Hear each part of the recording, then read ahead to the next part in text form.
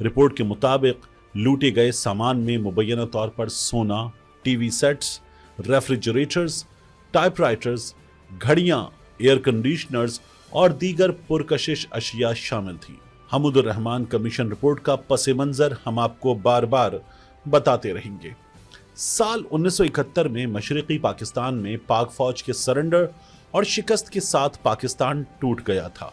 मुल्क की इस अजियतनाक शिकस्त की वजूहात को जानने के लिए 1971 में मुल्क के civilian martial law administrator Zulfikar Ali Bhutto ने उस वक्त के चीफ जस्टिस हमूदुर रहमान की सरबराही में इंक्वायरी कमीशन तश्कील दिया था। कमीशन ने मशरकी पाकिस्तान में पाक फौज की शिकस्त और सरेंडर की वजूहात तलाश की थी और उन्हें रिपोर्ट की शक्ल में हुकूमत वक्त को जमा कराया था।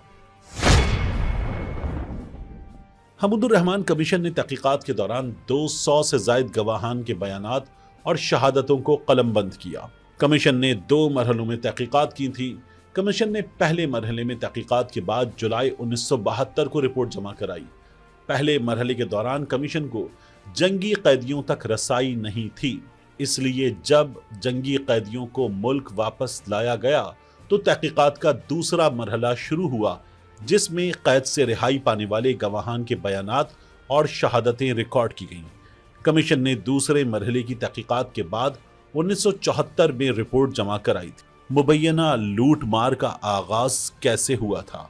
हमूदुर रहमान कमीशन रिपोर्ट के मुताबिक 25 मार्च 1971 के फौजी इक़दाम के तनाजुर में पाक फौज के यूनिट्स ने अवामी लीग के बागियों से निमटने के लिए पूरे सूबे में स्वीप ऑपरेशंस किए। इस सिलसिले में फौज को नाकाफी लॉजिस्टिक इंतजामात के साथ देही इलाकों में जाना पड़ता था।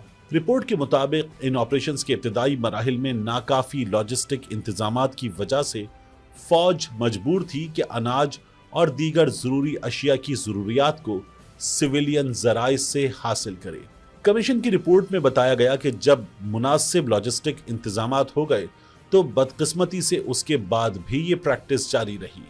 रिपोर्ट के मुताबिक इस हद तक शवाहिद मौजूद हैं कि फौजी दस्ते सिविलियन दुकानों और स्टोर्स में जबरदस्ती घुसे और कोई रिकॉर्ड तैयार नहीं किया गया कि कहां से क्या कुछ लिया गया था। कमीशन ने मजीद लिखा है कि फौजी गाड़ियों की जरूरत, खाने की अशिया, दवाओं और दीगर जरूरी अशिया की जरूरत को यकीनन समझा जा सकता है, लेकिन ये सब हिसाब किताब के मुनासिब तरीक़ेकार के मुताबिक किया जाना चाहिए था, ताकि हालात नॉर्मल होने पर इन सब अशिया के इजाले की रकम अदा की जा सकती। हमूदुर रहमान कमीशन रिपोर्ट में लिखा गया है कि चूंकि फौज की जानिब से